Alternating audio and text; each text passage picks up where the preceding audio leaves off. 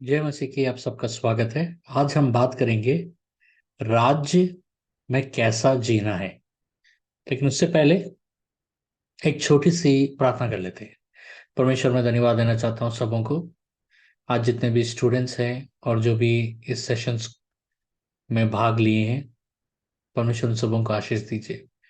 जैसे कि कोर्स परमेश्वर उनके जीवन में एक नई चीजें सिखाए और उनके जीवन में एक नींव बनकर खड़े रहे जीवन बन के लिए परमेश्वर में प्रार्थना करता हूँ। सबों के जीवन में आशीष दीजिए, उनके परिवारों में आशीष दीजिए और आपका आत्मा का अगुवाई हो, यीशु के नाम से मांगते हैं। सुने ग्रहण कीजिए, आमीन। अधिकार बदल चुका है। The authority is changed.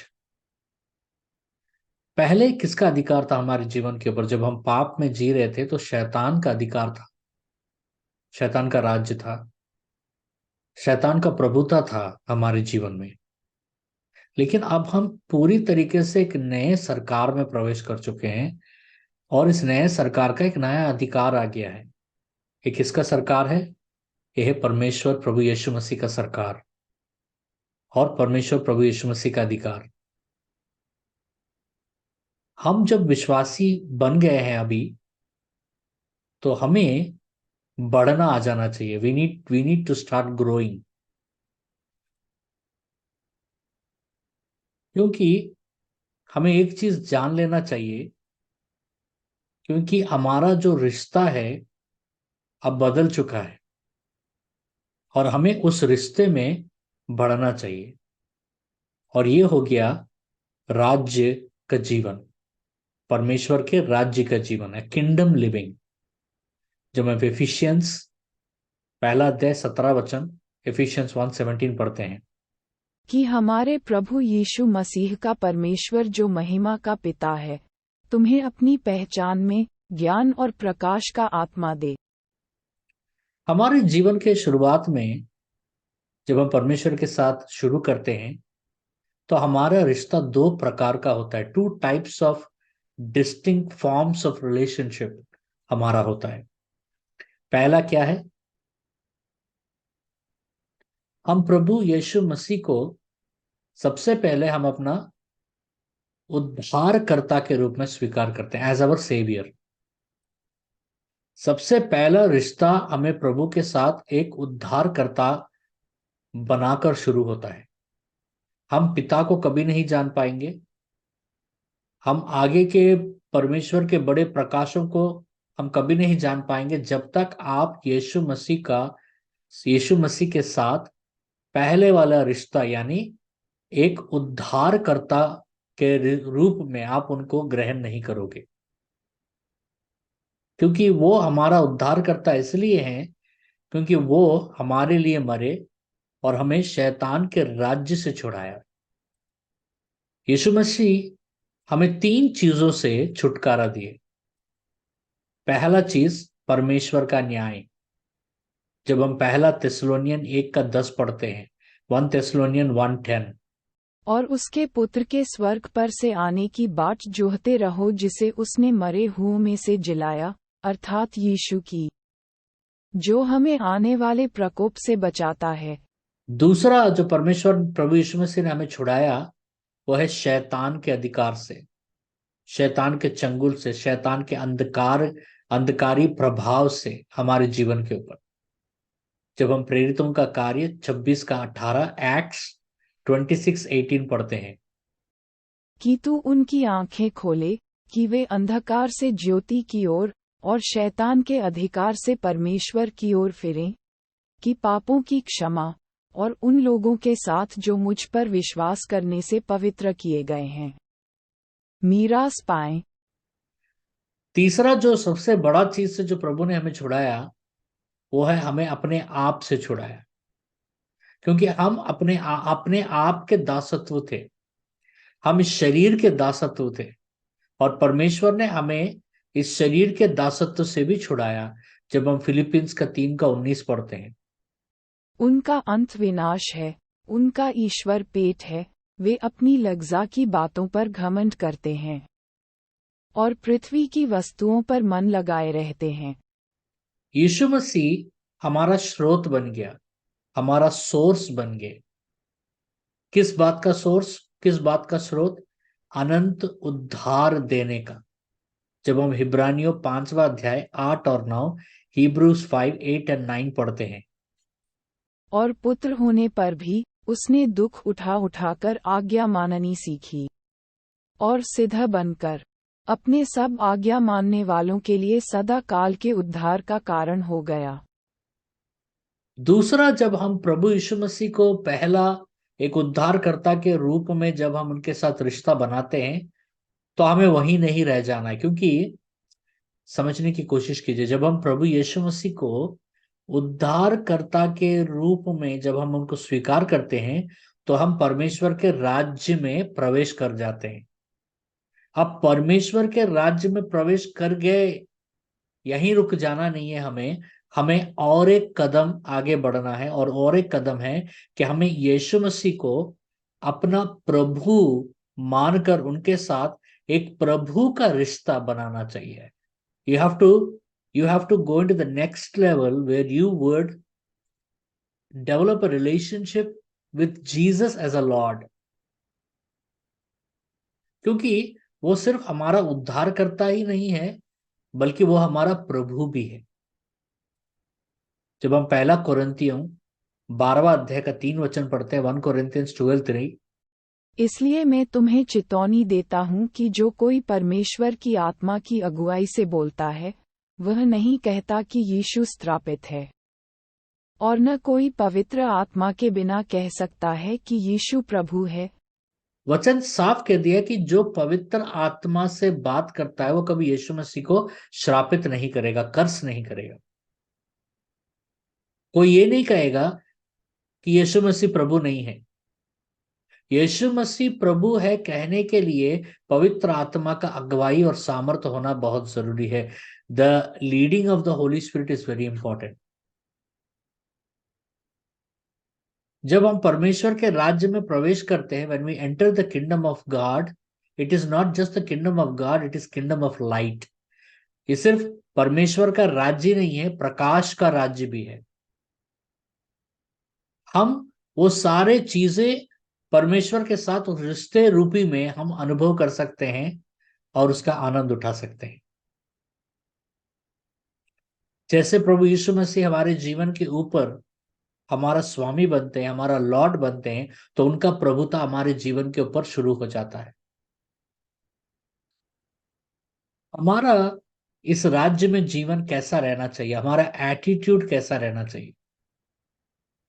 हम फिलिपियंस के 2:5 में हम पढ़ते हैं, जैसा मसीह यीशु का स्वभाव था वैसा ही तुम्हारा भी स्वभाव हो। इस वचन से स्पष्ट लिखा गया है कि हमारा एटीट्यूड, हमारा स्वभाव मसीह की तरह होना चाहिए। यीशु मसीह का स्वभाव कैसा था? यीशु मसीह राजा होने के बावजूद, राजाओं के राजा होने के बावजूद, वो एक सेवक बनकर अपना जीवन जिए। एक उदाहरण हमें दिए कि परमेश्वर के राज्य में हमें कैसा जीना चाहिए। परमेश्वर के राज्य में हमें एक सेवक बनकर रहना है, लाइक ए सर्वेंट।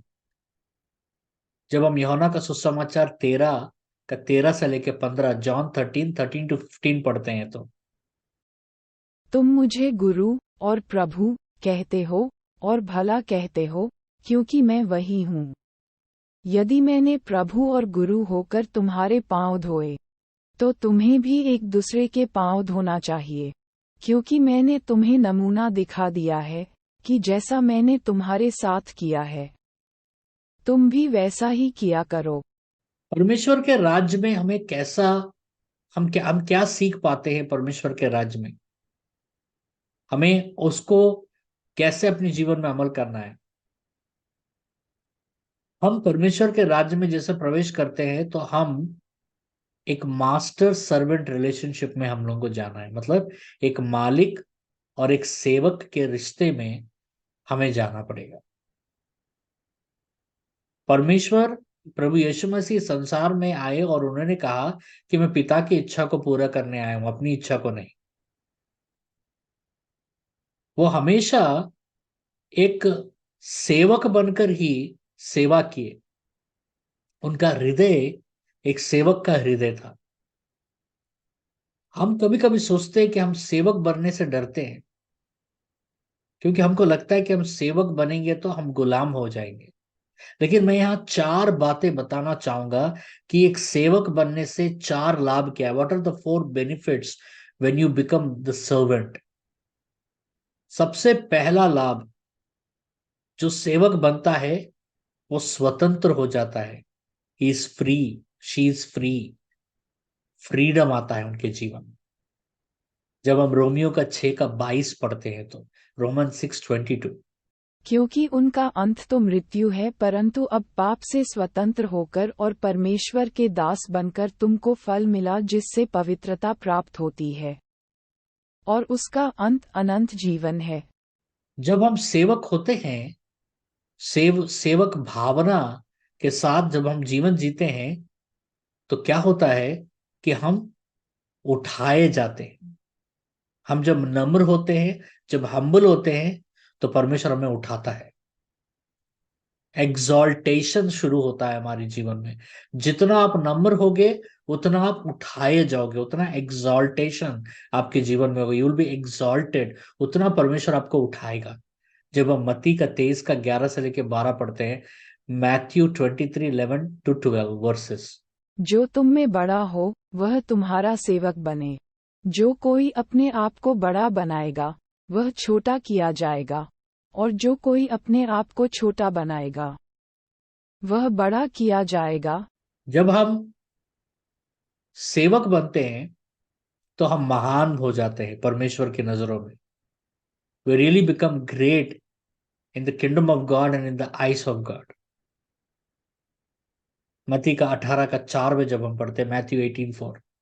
जो कोई अपने आप को इस बालक के समान छोटा करेगा वह स्वर्ग के राज्य में बड़ा होगा। यहाँ और एक चीज है जो चौथा मैं बताना चाहूंगा। जब हम नम्र होते हैं तो हमारे जीवन में छुटकारा और हमारे जीवन में आशीषें उंडेलना शुरू होते हैं। Real deliverance and real blessings would start flowing in your life. एक उदाहरण हम देखते हैं, जब जब रोमियो का सेनाधिपति, द रोमन सेंचुरियन, सेंचुरियन है सेनाधिपति रोमियो का, वो था जिसके अधीन में 100 सेना सेना रहते थे। किसी किसी के 100 से ज्यादा भी सेना रहते थे। वो यीशु मसीह के पास आकर क्या कहा, देखिए लूका का 7:7 और 8 में पढ़ते हैं। ल्यूक 7:7-8। इसी कारण मैंने अपने आप को इस योग्य भी न समझा कि तेरे पास आऊं, पर वचन ही कह दे तो मेरा सेवक चंगा हो जाएगा। मैं भी पराधीन मनुष्य हूँ, और सिपाही मेरे हाथ में है, और जब एक को कहता हूँ जा, तो वह जाता है, और दूसरे से कहता हूँ कि आ, तो आता है, और अपने किसी दास को कि यह कर, तो वह उसे करता है। ये जो सेनापति था, ये इनके इसके अधीन में कई सारे लोग इसके अधिकार में थे, इसके अधीन में थे, और इसके अधिकार के अधीन में थे। जब वो प्रभु यीशु मसीह को देखा तो वो समझ गया कि ये अधिकार, अगर मैं इनके अधिकार में, जब तक मैं इनके अधिकार में नहीं जाऊंगा, मैं जब तक इनके अधिकार के अधीन में, जब तक मैं इनके अथॉरिटी को सरेंडर नहीं करूंगा, मेरे जीवन में कोई भी छुटकारा नहीं आएगा। वो अपने नौकर के लिए आता है और वो कहता है कि आप मेरे घर मत आओ, आप यहीं से आदेश दे दो, मेरा नौकर वहां चंगा हो जाएगा। क्योंकि आपके आदेश के आगे स्वर्ग पृथ्वी पाताल सब झुकेगा, वो समझ गया। और वैसा ही हुआ। जो लाइफस्टाइल होता है ना परमेश्वर के राज्य का, किंगडम लाइफस्टाइल होता है, वो सबमिसिव होता है, मतलब समर्पित। वो ओबीडियंस होता है, मतलब ईमानदारी। हम अपने आप को परमेश्वर को समर्पित करना है। परमेश्वर, मैं तुझे समर्पित कर रहा हूं करने से नहीं होगा। हमें परमेश्वर के चित्त को समर्पित करना है, परमेश्वर के इच्छा को समर्पित करना है, परमेश्वर के विल को, अपने आप को समर्पित करना है। इसमें जोर जबरदस्ती से नहीं, बल्कि संपूर्ण हृदय से। हमें क्यों परमेश्वर को समर्पित करना है? 3 कारण मैं बताऊंगा। सबसे पहला, क्योंकि परमेश्वर ने हमारे लिए क्या जो किया, उसके लिए हमें उन पर भरोसा करना पड़ेगा। क्योंकि हम पे समर्पित करने से ही वो योजना जो परमेश्वर ने हमारे जीवन में रखा है वो योजना पूरा होगा। और हमें समर्पित इसलिए करना है क्योंकि जब हम समर्पित करते हैं तो हम ये बताते हैं परमेश्वर को कि परमेश्वर, मैं आपसे प्यार करता हूं।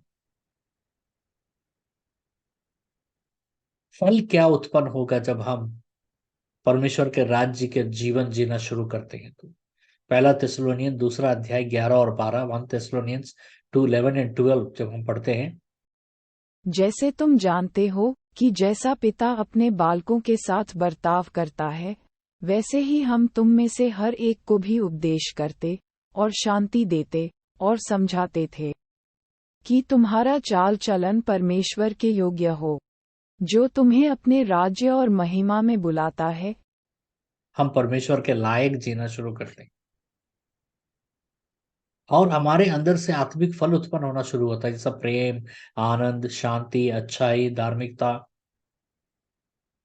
ये सारी चीजें दिखना शुरू होती हैं। संसार में 3 टेस्टमेंट्स है। मैं बोलता हूं 3 टेस्टमेंट्स है। पहला है ओल्ड टेस्टमेंट जो पुराना नियम, सेकंड है न्यू टेस्टमेंट जो नया नियम, और एक टेस्टमेंट भी है, तीसरा टेस्टमेंट ये है लिविंग टेस्टमेंट, मतलब जीवित नियम। लिविंग टेस्टमेंट मतलब क्या? लिविंग मतलब जीवित, टेस्टमेंट मतलब नियम। ये जीवित टेस्टमेंट कौन है, लिविंग टेस्टमेंट कौन है? वो आप और हम है। लोग ओल्ड टेस्टमेंट और न्यू टेस्टमेंट नहीं पढ़ेंगे, पुराना नियम नया नियम कभी नहीं पढ़ेंगे। वो कैसे पढ़ेंगे? जब वो लिविंग टेस्टमेंट को देखेंगे, उस लिविंग टेस्टमेंट के द्वारा ही वो पुराने नियम और नए नियम की ओर आकर्षित होंगे। वो एक लिविंग टेस्टमेंट के जीवन को, गवाही को देखकर ही ओल्ड टेस्टमेंट और न्यू टेस्टमेंट पढ़ना शुरू करेंगे। हम इस संसार में एक लिविंग टेस्टमेंट है जीसस क्राइस्ट के लिए। यीशु मसीह का लिविंग टेस्टमेंट है। हमारे द्वारा ही उनका राज्य बढ़ेगा, हमारे द्वारा ही उनका गवाही बढ़ेगा। हम ही उनके राज्य के दूत हैं, प्रतिनिधित्व है। हम एम्बेसडर्स है, रिप्रेजेंटेटिव्स। प्रतिनिधित्व का मतलब होता है रिप्रेजेंटेटिव। हम परमेश्वर के राज्य के रिप्रेजेंटेटिव। आप जहां भी जाओ परमेश्वर के राज्य को रिप्रेजेंट करोगे। आपके मोहल्ले में बहुत लोगों का घर होगा, लेकिन कोई भी अगर पूछेगा आपका नाम, बोलेंगे वो क्रिश्चियन वहां रहता है। हम क्राइस्ट को रिप्रेजेंट करते हैं, हम क्रिश्चियन हैं, प्रतिनिधित्व है। हम कोलोसियन का पहला अध्याय का 10वां वचन पढ़ते हैं, तब कोलोसियंस 1:10। ताकि तुम्हारा चाल चलन प्रभु के योग्य हो और वह सब प्रकार से प्रसन्न हो और तुम में हर प्रकार के भले कामों का फल लगे और परमेश्वर की पहचान में बढ़ते जाओ। क्योंकि हमारा जीवन कैसा होना चाहिए, वचन कहता है, ताकि हमारे जीवन से सारी महिमा और सारा क्रेडिट हमारे परमेश्वर को जाना चाहिए। You and I are the living testament.